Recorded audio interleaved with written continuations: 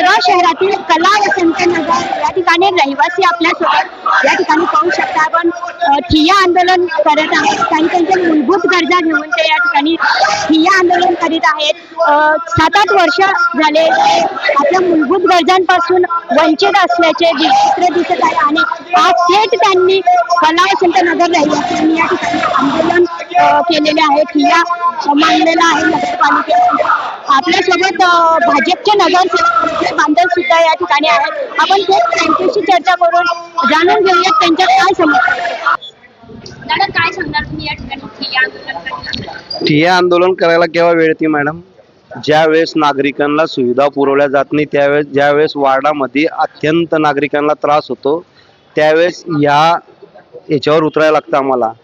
आज मी सर्वसामान्य कुटुंबातला एक नागरिकांनी विश्वास ठेवून की बुवा सर्व गोष्टीची जाण असलेला मुलगा आहे मी, त्याच्यामुळे मला नगरसेवक पद त्यांनी निवडून एवढा हक्काने मला निवडून दिलेलं आहे। आज ते वारंवार माझ्यापाशी कंप्लेंट करत असतात। मला स्वतःला दिसतंय मी वारंवार अधिकाऱ्यांशी, जे पाणी पुरवठा विभाग असेल, आरोग्य विभाग असेल, लाईट विभाग असेल, बांधकाम विभागात असेल, सर्वांशी मी वारंवार भेटून सुद्धा नागरिकांच्या सुविधा पुरवल्या जात नाहीये।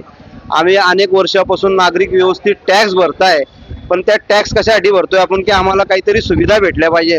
परंतु जर टॅक्स भरून जर आम्हाला सुविधाच पुरवल्या जात नाही तर मग आम्हाला सांगा तो टॅक्स भरून आता काय उपयोग? कारण की आम्ही ज्यावेळेस ढेरे साहेब, आयुक्त साहेब असताना आम्ही प्रत्येक डिपार्टमेंटला कंप्लेंट केलेल्या आहे। आमच्याकडे त्याचे हे लेखी पुरावे आहे, ओसी आहे, परंतु आम्हाला आज एवढा तीव्र उन्हाळा गेला 48 डिग्रीचा, आमच्या माता भगिनींना रेल्वे क्रॉस करून पाणी आणायला लागलं डोक्यावर।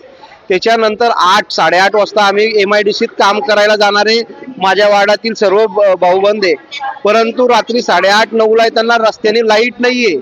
लाईट नसल्या कारणाने आम्हाला रात्री चोरांना समोर जावं लागतंय, कारण की कुणाचे मोबाईल गेले, कुणाचे पाकिटातले पैसे काढले गेले, कोणाला मारलं, याच्या आम्ही तक्रारी सुद्धा दिलेल्या आहे। परंतु आता 2 दिवसापूर्वी आम्हाला अक्षरशः एवढा अंधार होता की तिथं शेवटचा भाग असल्यामुळे कला वसंत नगर, त्या ठिकाणी शेतीचा भाग असल्यामुळे डायरेक्ट कॉलनीमध्ये साप येतात।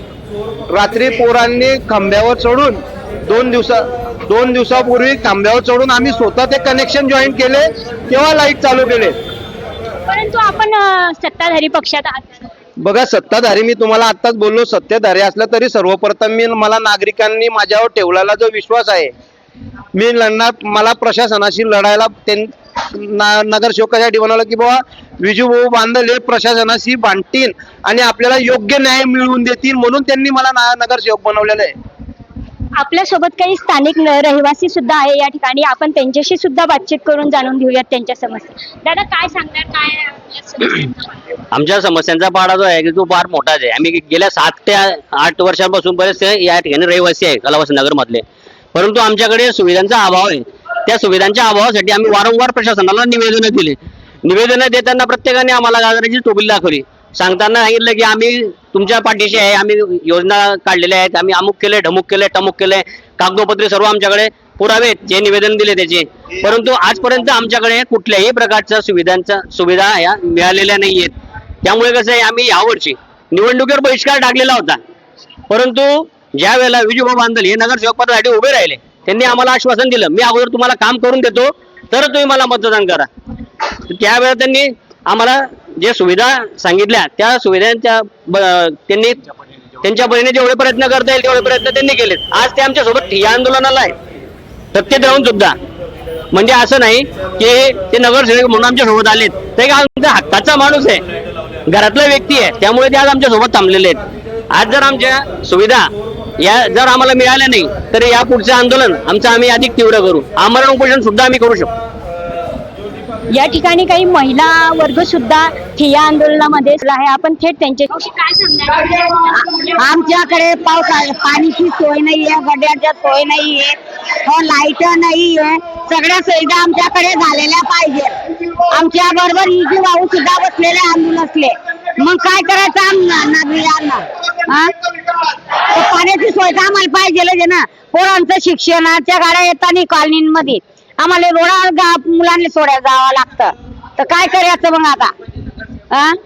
आपण पाहू शकताय सत्ताधारी पक्षातीलच नगरसेवक या ठिकाणी ठिय्या आंदोलन करीत आहेत आणि हे ठिय्या आंदोलन करून त्यांनी प्रशासनाचे कुठेतरी लक्ष वेधले आहे आणि आता पुढचे पाऊल काय असणार आहे प्रशासनाचे हेही जळगावकरांनी पाहणे तितकेच महत्त्वाचे ठरणार आहे. मी भारती सवर्णे, साईमत लाईव्ह, जळगाव.